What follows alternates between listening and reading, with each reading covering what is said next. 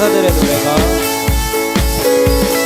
천사들의 노래가 하늘에서 울리네. 모든 소리 높여서 주나심 전하세. 오늘 만물 기뻐해 성마들이 노래해. 아름다운 노래가 온 세상에 퍼지네. 산 위에 올라 예수나심 전하세. 온 세상 구세주 이 땅에 오심을. 하늘의 영광 온 땅 위에 평화. 만왕의 왕 되신 예수 그리스도 선포해. 저희 2절로 찬양 드리겠습니다. 우유 안에 주 안에 누이신 어린아기 예수께 우리들도 다 함께 기뻐 찬송 부르자. 오늘 나신 구주는 영원하신 왕이라. 세상 모든 나라들 기뻐와 답하여라. 산 위에 올라 예수 나심 전하세. 온 세상 구세주 이 땅에 오심을. 하늘의 영광 온 땅 위에 평화. 만왕의 왕 되신 예수 그리스도 선포해.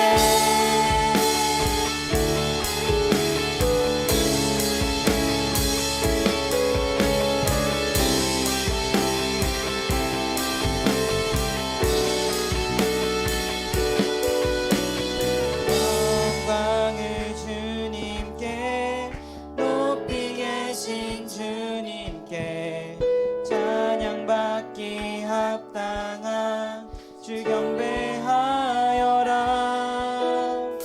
영광을 주님께 높이 계신 주님께 찬양받기 합당한 주 경배하여라. 영광을 주님께 높이 계신 주님께 찬양받기 합당한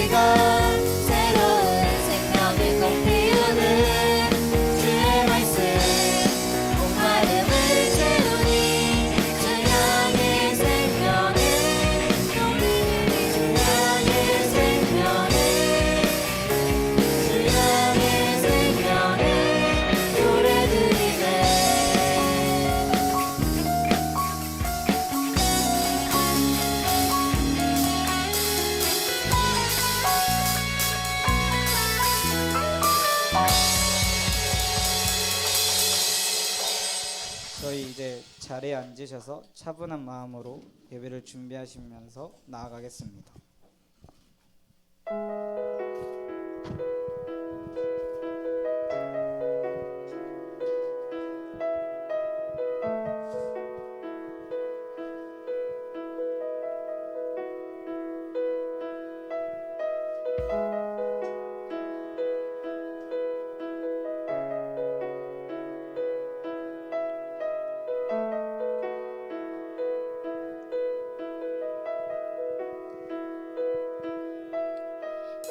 내게로부터 눈을 들어 주를 보기 시작할 때 주의 일을 보겠네.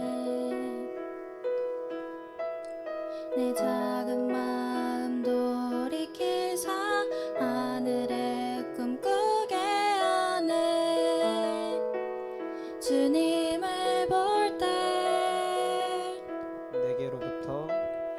내게로부터 눈을 들어 주를 보기 시작할 때 주의 일을 보겠네.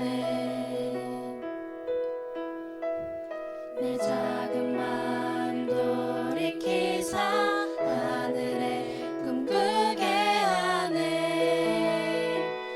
주님을 볼 때 모든 시선을 주님께 드리고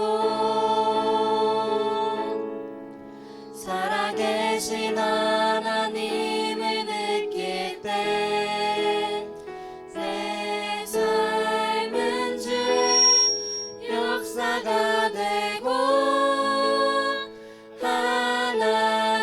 하나님이 일하기 시작하네.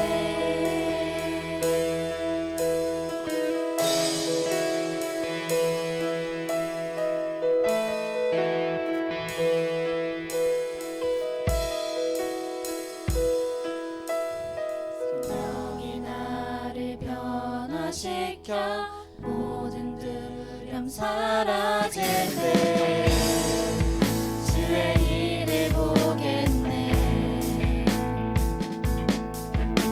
바쁘연 땅 한가운데서 주님 마음 알게 되리. 주님을 볼 때 모든 시선을 주님께 드리고 살아계신 하나님을 느낄 때 내 삶은 주의 역사가 되고 하나님이 일하기 시작하네. 시선을 주님께 드리고 살아계신 하나님을 느낄 때 내 삶은 주의 역사가 되고 하나님이 일하기 시작하네. 시선을 주님께 드리고 전능하신 하나님을 느낄 때 세상은 주의 나라가 되고 하나님이 일하기 시작하네. 이 시간 저희 기도하면서 예배를 준비하며 나아가겠습니다.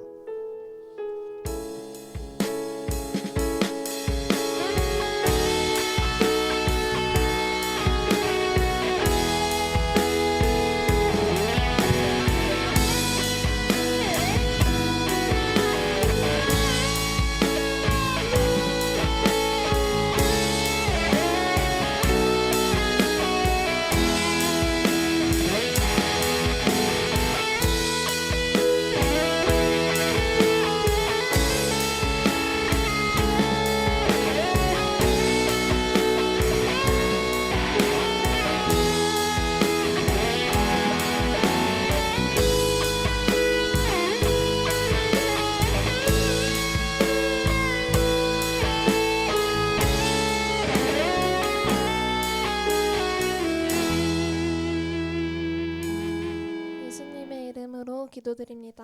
아멘. 다 함께 일어나셔서 사도신경으로 우리의 신앙을 고백하겠습니다. 전능하사 천지를 만드신 하나님 아버지를 내가 믿사오며 그 외아들 우리 주 예수 그리스도를 믿사오니 이는 성령으로 잉태하사 동정녀 마리에게 나시고 본디오 빌라도에게 고난을 받으사 십자가에 못 박혀 죽으시고 장사한 지 사흘 만에 죽은 자 가운데서 다시 살아나시며 하늘에 오르사 전능하신 하나님 우편에 앉아 계시다가 저리로서 산 자와 죽은 자를 심판하러 오시리라. 성령을 믿사오며 거룩한 공회와 성도가 서로 교통하는 것과 죄를 사하여 주시는 것과 몸이 다시 사는 것과 영원히 사는 것을 믿사옵나이다. 아멘. 교동문 88번 세례 1번입니다.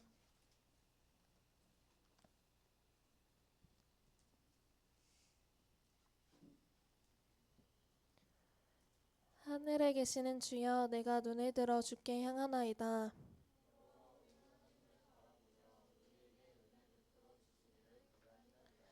우리가 아직 죄인 되었을 때에 그리스도께서 우리를 위하여 죽으심으로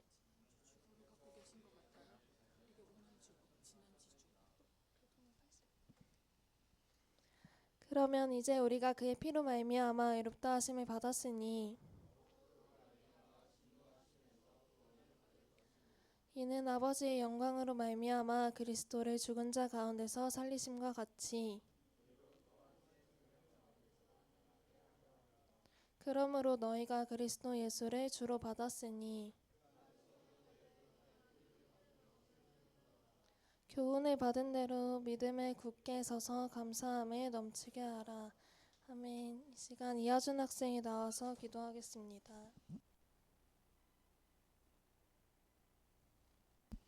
기도하겠습니다. 하나님 아버지, 오늘도 예배를 드릴 수 있게 해주심에 감사드립니다. 저희가 하나님을 이번 한 주 동안 외면하고 있었던 시간이 있다면 용서해 주세요. 또한 저희와 함께 해주셔서 우리를 위해 십자가를 지신 예수님을 생각하며 저희 또한 십자가를 지고 구별된 삶을 살 수 있도록 도와주세요. 이제 2024년이 지나가는 가운데 있습니다.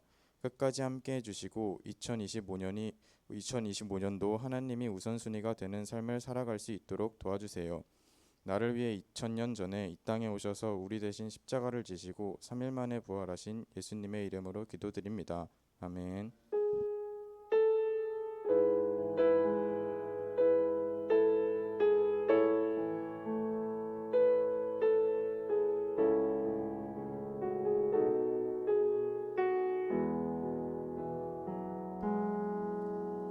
네, 여러분 다 일어나셔서 우리 성경 읽어볼까요?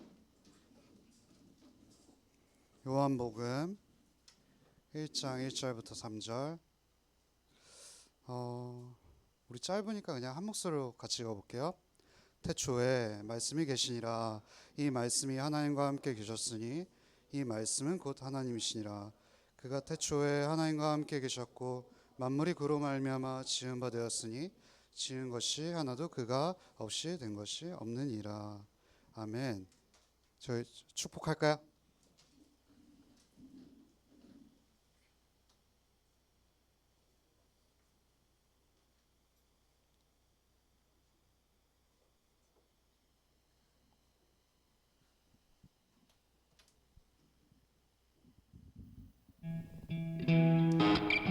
손을 한번 뻗어볼까요?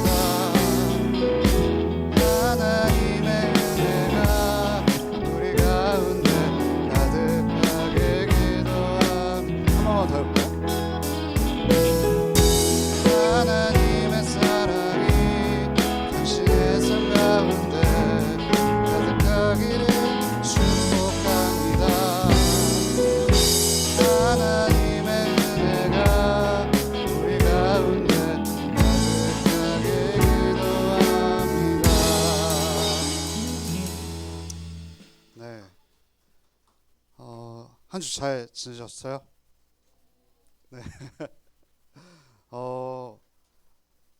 여러분 저희가 겨울 수련회가 이제 벌써 다가오거든요. 겨울 수련회 그 말 주제를 정했어요. 저는 아마 저와 함께하는 고등부 공동체에서는 수련회 때마다 인물을 하나씩 정할 거예요. 이번엔 아마 올해는 여성이 될 것 같아요. 그러니까 룻이에요, 룻. 그리고 아마 여름 수련은 어떻게 될지 모르겠는데 에스더가 되지 않을까 싶거든요. 근데 어제 박솔빈 전사님께서 그 중등부 모임에서 미리 스포를 하셨다 그러더라고요. 그래서 중3 때 친구들한테 너희도 올라오면 룻기에 대해서 디테일하게 배울 수 있을 거라고 했는데 저도 잘 준비해 볼게요. 그래서 아마 룻기를 할 것 같아요. 그래서 아마 친구들 좀 궁금하시다면 룻기 4장이 딱 되거든요. 그래서 스토리를 보면은 되게 재미있는 스토리여서 한번 읽어보면 좋을 것 같아요. 그래서 여러분 아직 시험 기간이 안 끝났죠. 이 말이 위로가 될지 모르겠는데 제가 지난주에도 그거 얘기했잖아요. 그 여러분 그 인생 찬양? 제가 그 인생 찬양을 하루에 한 번씩은 묵상하고 있거든요. 그래서 하나님 말씀을 더 묵상해야 될 것 같은데 요즘 그걸 더 많이 묵상하는 것 같아요. 아마 본인이 말했기 때문에 그 친구는 알겠지만 되게 위로가 되는 한마디가 있었어요. 뭐냐면 이 세상 여러분 그거 아세요? 기독교와 세상의 다른 원리가 뭐냐면 세상은 조건이 지배하는 사회예요. 바로 눈을 내릴 아는 것 같은데 세상은 조건이 충족이 돼야 받아들여질 수가 있어요. 근데 복음은 어떤지 아세요? 조건이 차지 않아도 내가 너를 사랑하기로 결심했기 때문에 받아주신다는 것이 복음의 사랑이거든요. 그래서 그 친구가 어떤 말이냐면 조건이 채워지는 것이 행복이 아니라는 것을 알게 됐대요. 그럼 되게 놀라운 말 아닐까요? 그런데 행복하려면 어떻게 해야 되냐면 하나님께서 함께 하시는 것이 조건이 채워지지 않아도 행복하다라는 거예요. 여러분 이거는 복음을 정확히 이해한 사람만 할 수 있는 고백이거든요. 저는 여러분 나이 때 그 고백을 못했는데 참 대단한 것 같아요. 그래서 여러분 시험 공부 열심히 하셨으면 좋겠는데 그것이 우리의 하나님께 받아들여지는 조건이 아니라는 거를 기억하면 좀 위로가 되지 않을까 싶어요. 오늘부터 3주간은 요한복음의 말씀을 묵상하려고 해요. 왜냐하면 우리는 이제 성탄을 준비하고 있거든요. 요한복음은 예수님의 별명으로 가득 찬 곳이에요. 예를 들면 오늘 말씀으로 오신 예수님. 예수님의 중요한 별명 중 하나가 말씀이에요. 그리고 다음 주에 살펴볼 것은 뭐냐면 예수님께서 빛으로 오셨대요. 근데 우리가 이거 너무 익숙한데 말씀으로 오신 예수님이 도대체 나의 인생에서 무슨 상관이지라는 생각이 들 수 있잖아요. 그래서 오늘은 차근차근하게 말씀으로 오셨다라는 말을 좀 살펴보려고 해요. 여러분 요한복음 1장 1절부터 8절을 오늘과 다음 주에 다룰 건데 여기는 마치 광산에 보석이 가득 박힌 것처럼 보물과 같은 구절들이 너무나도 많아요. 그러니까 우리 저번에 시편 23편 읽을 때 제가 하나 팁을 드렸던 건 뭐냐면 조금 천천히 읽는 거예요. 왜냐하면 우리는 천천히 읽을 때 더 많이 누릴 수 있어요. 우리는 되게 멈춤을 불안해하거든요.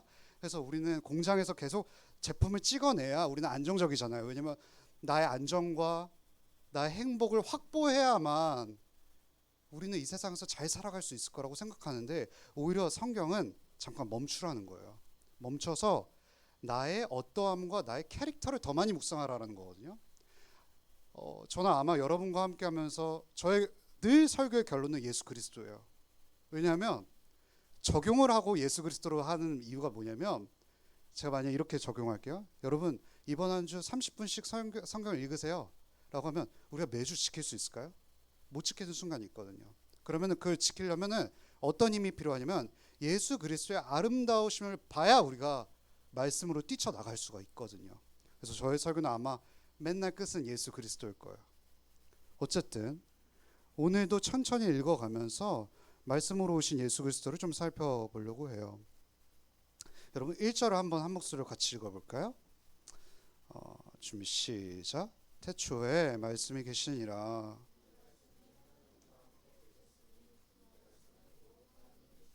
여기서 시작이 어떻게 될까요? 태초에 라는 말로 시작이 되거든요. 그런데 혹시 여기서 눈치 빠른 친구들은 태초에라는 말이 성경에 또 등장해요. 어딜까요? 여러분이 생각하는 그거 맞아요. 창세기 1장 1절 성경의 첫 서두부터 어떤 것이 시작되냐면 태초에 하나님께서 천지를 창조하시니라 라는 거예요. 그런데 되게 재밌게도 요한복음 1장 1절에서 시작인데 공통점이 뭐냐면 태초에라고 시작이 되는 거예요. 아마 요한복음을 우리는 21세기에 읽고 있잖아요. 그런데 요한복음을 딱 처음 읽는 사람들은 누구였냐면 유대인들이었을 거예요. 그러니까 이스라엘 사람들이 요한복음을 처음 읽었을 거란 말이죠. 그런데 이스라엘 사람들도 당연히 창세기를 알았지 않았을까요? 그러니까 창세기의 태초에 하나님이 천지를 창조하시니라 라는 것을 이미 알고 있는 전제 상태에 요한복음을 딱 마주쳤을 때 이상하게도 똑같이 태초에로 시작이 되는 거예요. 여러분 그러면 이스라엘 백성들이 어떻게 생각했을까요? 요한복음 1장 2절은 창세기 1장 2절을 오마주한 거라고 생각할 수밖에 없어요. 근데 그 생각을 하자마자 아마 유대인 즉 요한복음을 처음 읽은 독자들은 굉장히 충격을 받았을 거예요. 왜 충격을 받았을까요? 왜냐하면 창세기 1장 1절과 요한복음 1장 2절에서는 발견되지 않는 다른 점이 있기 때문인 거예요. 뭐가 다른 걸까요? 바로 말씀이 계시다라는 말은 창세기 1장 1절에 없어요. 그럼 생각해 보세요. 창세기 1장 1절을 오마주했는데 뭔가 덧붙여진 거예요. 그러니까 처음 읽은 유대인들은 이거를 이해할 수가 없었겠죠. 그런데 더 놀라운 사실은 뭐냐면 그 말씀, 여러분 말씀의 정체가 뭔지 몰랐을 거 아니에요. 누구야? 라고 하는데 그 말씀이 누구와 함께 있다고 해요? 하나님과 함께 계셨대요.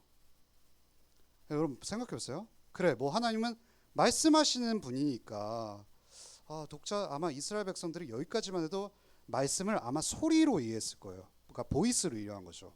태초에 소리가 있었구나라고 생각을 했을 수도 있어요. 그런데 1장 뒷부분에 더 충격적인 이야기들이 나오는 거예요. 뭐냐면 여러분 뭐라고 해요? 이 말씀이 곧 하나님이라. 그냥 단순히 소리가 아니라 태초에 말씀이 있었는데 이 말씀이 곧 하나님이라고 하는 거죠. 여러분 이러니까 이스라엘 백성들이 어떤 질문을 했을까요? 도대체 이 말씀의 정체가 뭔데 하나님이야? 라는 질문이 등장할 수밖에 없는 거죠. 여러분 생각해 보세요. 이스라엘 백성들은 예수님이 하나님으로 받아들이기 전에 이 말씀을 읽었다 그러면은 하나님 말고 또 하나님이 있는 거야? 라고 생각을 할 수가 있는 거예요. 지금은 여러분 저는 그 교리라고 하면은 여러분 되게 어렵게 느껴지잖아요. 근데 제가 얼핏 듣기로는 박설미 전사님께서 람원교회 그 친구들은 굉장히 수준이 높다고 하긴 했거든요. 근데 뭐 아무튼 뭐 그거랑 상관없이 그건 중요하지 않으니까 여러분 제가 교리는 어렵게 말해서 교리인데 쉽게 이해하면 뭐냐면 기독교의 광산 그러니까 여러분 기독교라는 광산이 있어요. 그런데 광산에 보물들이 있을 거 아니에요. 그 보물들 하나하나가 교리라고 생각을 하면 되는 거예요. 그러니까 기독교가 말하고 싶은 핵심적인 메시지가 바로 교리거든요. 그런데 제가 그 중에서 핵심적인 메시지 중에서 가장 좋아하는 게 뭐냐면 둘 중 하나인데 뭐냐면 삼위일체예요. 근데 제가 나중에 한번 삼위일체 돼서 설교할 기회가 있을 것 같은데 오늘은 설교하지 않고 이때 당시 이스라엘 백성들은 삼위일체 하나님을 잘 몰랐어요. 그러니까 하나님이 계시는데 말씀이 하나님이란 사실은 충격적이었던 거죠. 그래서 내가 잘못 읽은 거 아닐까라는 생각이 드는 거예요. 그런데 동시에 2절과 3절이 어떻게 말하냐면 한번 2절 3절 읽어볼까요? 좀 시작. 그가 태초에 하나님과 함께 계셨고 만물이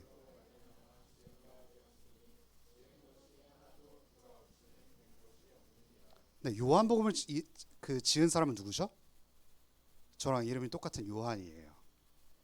요한이 이렇게 말을 하는 거예요. 이 태초에 말씀에 계셨는데 이건 하나님일 뿐만 아니라 뭐예요? 역시 창세기로 오마주였기 때문에 창세기에 태초에 하나님이 천지를 창조하셨다는 것을 더 자세히 설명해 주기 위해서 요한복음 1장 2절이 있는 거예요. 여러분 요한복음 1장 1절을 더욱 풍성하게 이해하려면 무엇을 봐야 되냐면 요한복음 1장 1절부터 8절을 읽어야 된다는 거죠. 여러분 하나님께서 천지를 창조하신 게 맞는데 하나님께서 말씀이신 또 하나님이 있으셔. 여러분 이 말씀은 제가 미리 얘기해드리면 누구냐면 예수님이세요. 물론 여러분 창세기 1장도 하나님께서 창조를 창조하실 때 어떻게 창조하셨죠? 말씀으로 창조하셨어요. 뭐라고 창조하셨을까요? 빛이 있으라. 이렇게 창조하셨죠.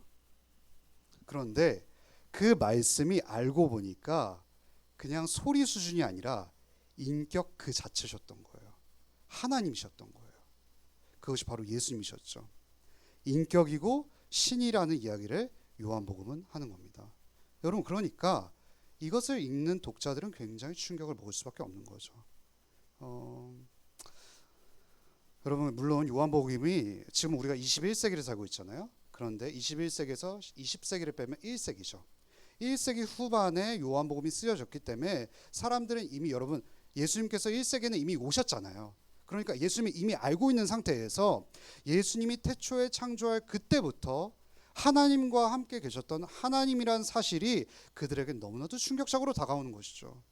그렇다면 제가 여러 가지 생략하고 말씀을 점프했는데 오늘 이렇게 충격적인 말씀 속에서 우리가 무엇을 적용할 수 있을까가 굉장히 중요한 거죠. 무엇을 적용할 수 있을까요?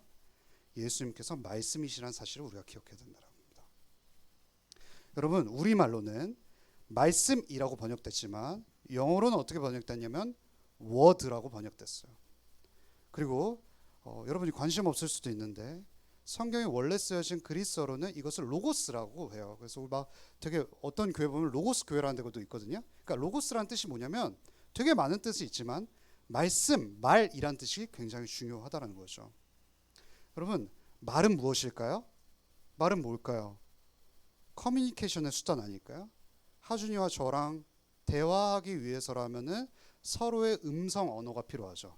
말이 있어야 서로 소통이 가능합니다.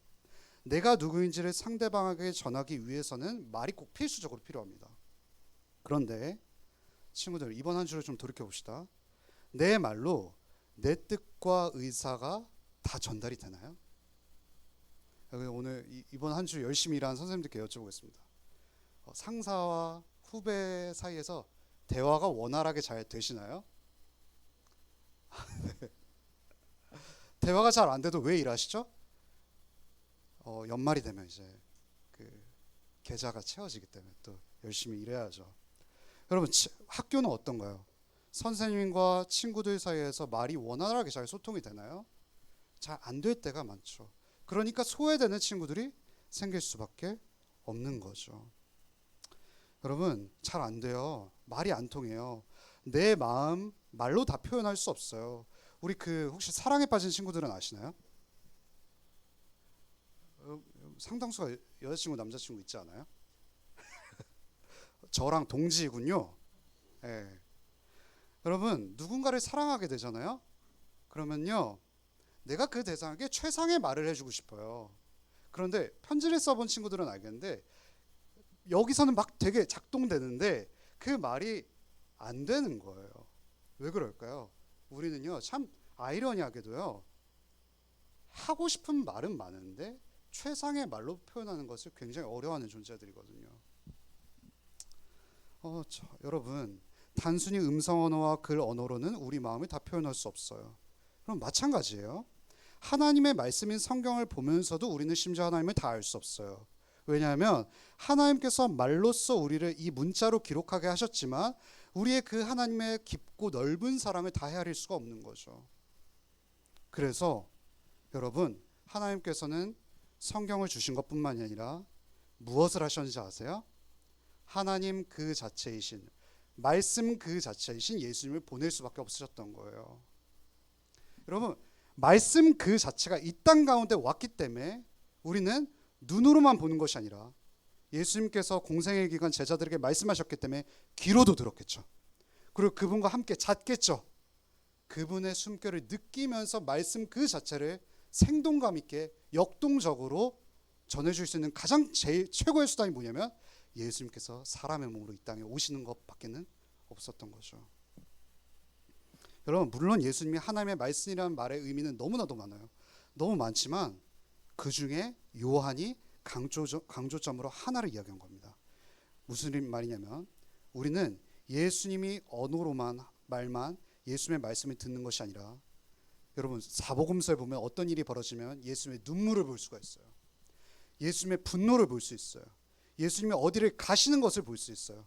이 모든 것, 예수님의 말과 행동, 이 모든 것을 통해서 하나님이 어떤 분이신지를 우리는 너무나도 생생하게 느낄 수 있는 거죠. 우리가 그냥 글로만 봤으면은 하나님에 대한 이해가 너무나도 부족할 텐데 예수님께서는 우리를 하나님의 영광을 너무나도 선명하게 비추기 위해서 그분이 스스로 이 땅 가운데 오셨다는 거죠. 여러분이 하나님을 알고 싶으시다면 누구를 봐야 될까요? 누구를 바라봐야 될까요? 말씀이신 예수 그리스도를 바라봐야 되는 거죠. 그분은 하나님의 커뮤니케이션의 수단이었습니다. 우리는 그분을 봄으로 하나님이 어떤 분이신지를 볼 수 있죠. 그래서 요한복음 14장에 이렇게 말해요. 친구들 요한복음 14장 한번 펼쳐볼까요?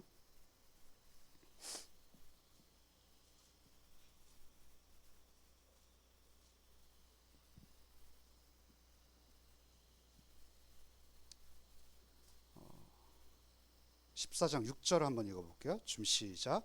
예수께서 이르시되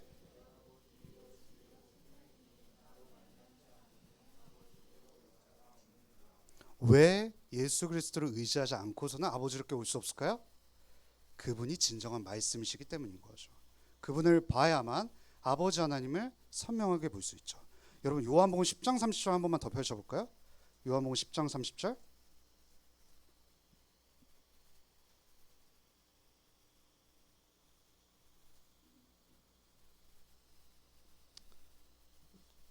준비 시작.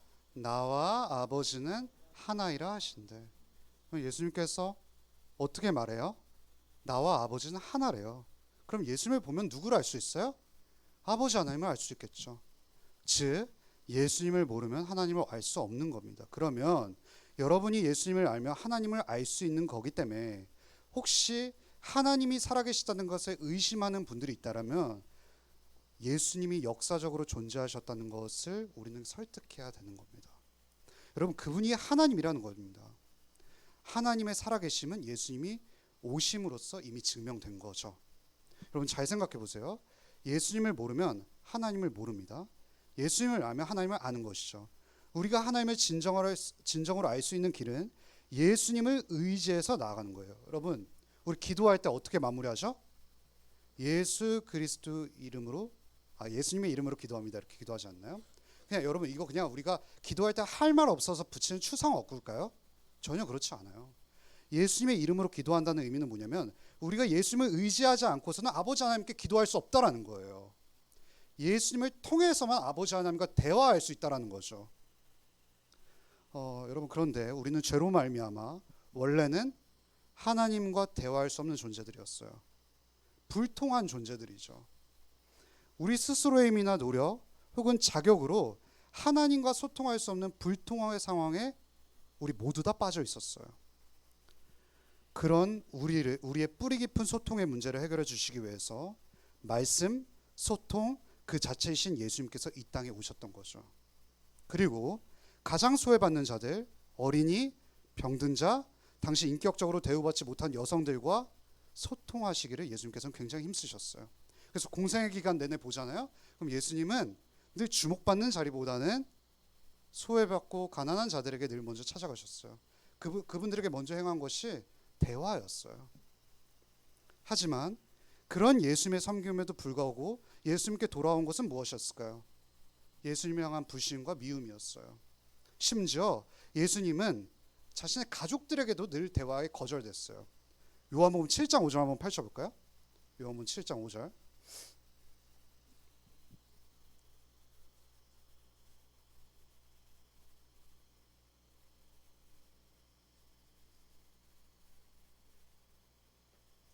한번 읽어볼게요. 준비 시작. 이는 우리는 삶을 살면서 수많은 소통이 있죠. 근데 그 소통 중에서 가장 중요한 소통이 뭘까요? 가족들과의 소통이에요. 1차적으로 가족들과의 소통이 되지 않으면 우리는 친구들과의 관계 속에서 대화가 예쁘지가 않게 돼요. 원활하지 않게 되죠. 인간 사회에서 가족들과의 소통은 우리의 행복의 큰 부분을 차지하고 있어요. 아무리 친구들과 소통이 잘 되어도 가족과 불통하다면 모든 관계가 정상화되지 않을 수밖에 없죠. 그리고 더 나아가 가장 보호와 도움 그리고 소통이 필요한 십자가의 순간에서 아무도 예수님을 돌보는 존재가 없었어요. 예수님은 가족에게만 대화가 단절된 게 아니라 마지막 그 최악의 순간에서도 말을 거는 이가 없었던 거예요. 심지어 오히려 무시와 조롱밖에 없었어요. 그럼 마지막인데 마가복음 15장 한번 펼쳐볼까요? 마가복음 15장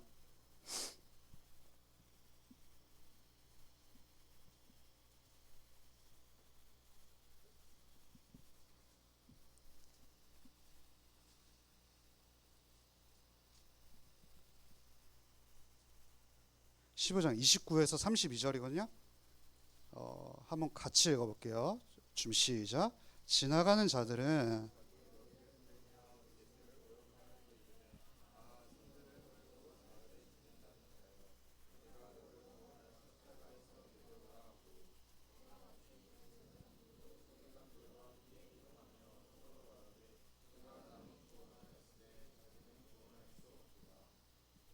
왕 그리스도가 지금 십자가에서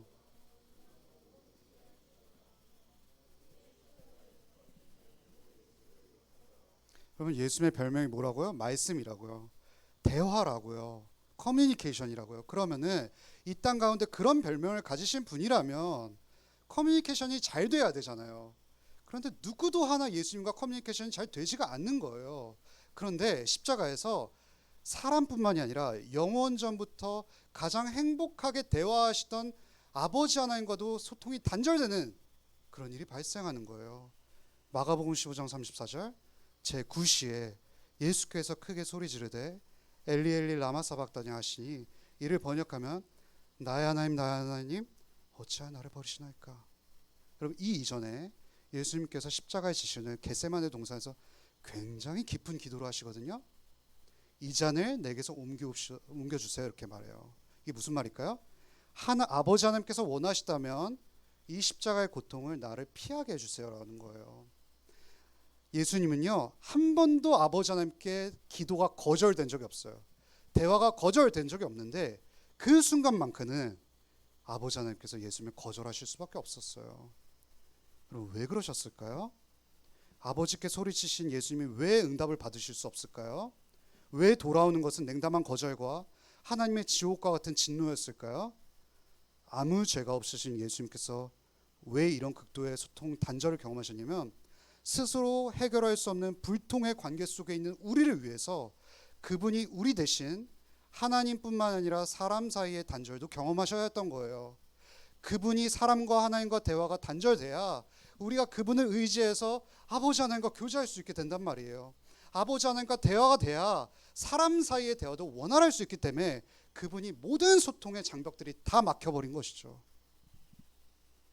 그분이 누리셔야 할 마땅할 하나님과의 사랑의 교제에 우리를 값없이 초청하기 위해서라면은 그분은 이 세상에서 온갖 무시를 당하는 수밖에 없었던 거죠.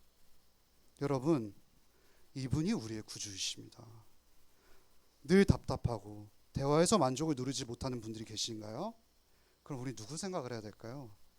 소통을 허락하기 위해서 자신이 거절당하신 예수 그리스도를 기억해야 되는 거죠. 그렇게 되면 우리에게 어떤 일이 일어날까요? 직장에서, 학교에서, 나와의 대화 속에서 내 말을 듣지 않는 사람을 위해서라면은 내가 그리스도의 사랑을 기억할 때 조금 참아낼 수 있는 용기가 생기지 않을까요, 여러분? 소통의 원활함을 꿈꾸신다면 그리스도께 오십시오. 그분이 우리를 소통의 문제를 구원시키기 위해서 이 땅 가운데 말씀으로 오셨습니다. 여러분 그리스도께 오십시오. 저희 기도 한번 할까요? 여러분 조금 제가 미리 공지는 안 드렸는데 우리 한 가지만 놓고 기도해 볼까요? 아버지 하나님, 그리스도를 우리에게 보내주셔서 감사합니다. 우리 한 주간에 펼쳐지는 삶 가운데 수많은 불통의 순간들이 있을 텐데 대화 속에서 답답한 것들이 너무나도 많을 텐데 하나님, 말씀이신 그리스도를 기억하기 원합니다. 그가 대화에서 거절당하셨기 때문에 우리가 예수님의 이름으로 아버지 하나님께 나아갈 수 있음을 고백합니다. 하나님, 이 영광의 기쁨을 맛보기 원합니다라고 잠시 고백하겠습니다. 기도하겠습니다. 하나님 아버지, 감사합니다. 우리의 삶 가운데 수많은 대화의 거절과 어려움들이 있습니다. 주께서 우리의 또 답답함과 해결되지 않는 문제들이 우리가 계속 기다릴 때 주께서 그리스도의 영광을 기억하셔서 그분이 대화 그 자체이시고 우리의 대화의 원활함을 위해서 그분이 소통에서 거절당하시고 하나님뿐만 아니라 사람과 사이에서도 무시와 질고를 당하셨음을 다시 고백합니다. 주님, 당신 아버지께 나아가길 원합니다. 그러면 그리스도를 의지해야 됩니다. 그리스도께서 우리의 소통이심을 기억하길 원합니다. 그분을 철저히 의지해서 우리의 해결되지 않는 소통의 문제들을 하나둘씩 해결해 가길 원합니다.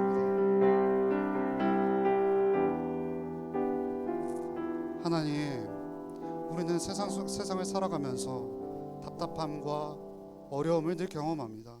그 속에서 상대가 나에게 말을 들어주지 않을 때 자존심이 무척 상하고 그 상대를 미워하려고 마음 먹기도 합니다. 하나님, 그런데 예수 그리스도께서 우리와 아버지 하나님, 우리와 사람 사이의 대화의 원활함을 위해서 자신이 거절되었음을 바라보았습니다. 그리스도께서 오심을 기억하는 성탄에 맞이하는 이때에 예수님께서 우리의 말씀이심을 기억하기를 소망합니다. 말씀이신 예수 그리스도의 영광을 바라보기를 원합니다. 그래서 나의 말을 들어주지 않는 상대를 사랑하기를 원합니다. 주께서 용기를 주시옵소서. 이 모든 말씀 예수님 이름으로 간절히 기도합니다. 아멘. 광고하고 오늘 예배 마무리하도록 하겠습니다. 네. 봉헌, 작곡가면 죄송합니다. 봉헌하겠습니다.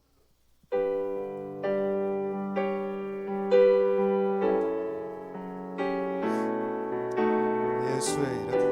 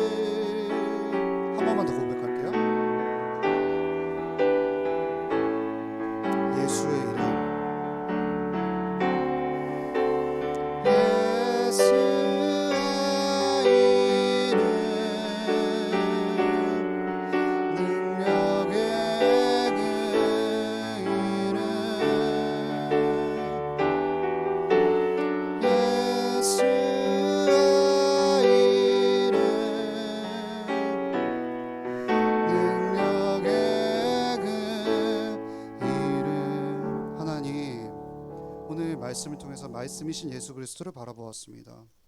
말씀이신 예수 그리스도께서 우리 삶의 모든 것을 공급하시고 우리 삶의 모든 문제를 해결하기 위해서 자기 자신을 내어주셨음을 고백합니다.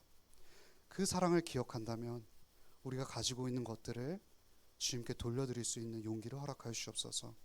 그리스도께서 자기 자신을 내어주셨다면 우리는 우리 모든 것을 내어주는 것이 합당합니다. 주께서 우리에게 용기를 주시옵소서. 이 용기에 참여한 우리 친구들을 위로하여 주시옵소서. 이 모든 말씀 예수님 이름으로 간절히 기도합니다. 아멘. 지금도 오늘 광고할 게 하나 있는데요.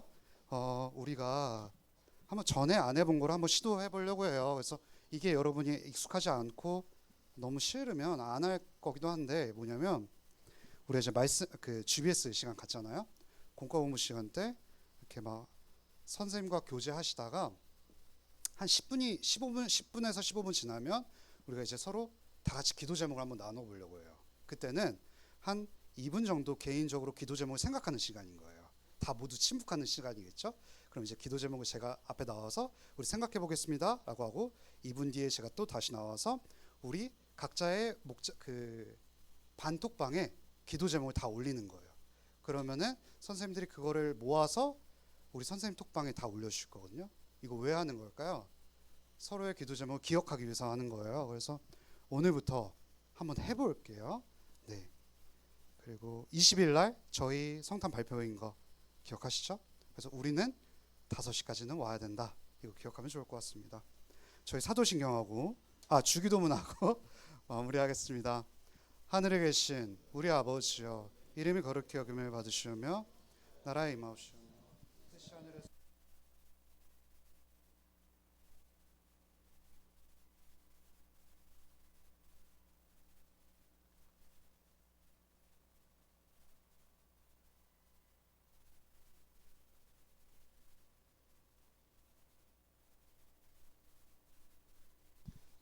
반별로 가겠습니다.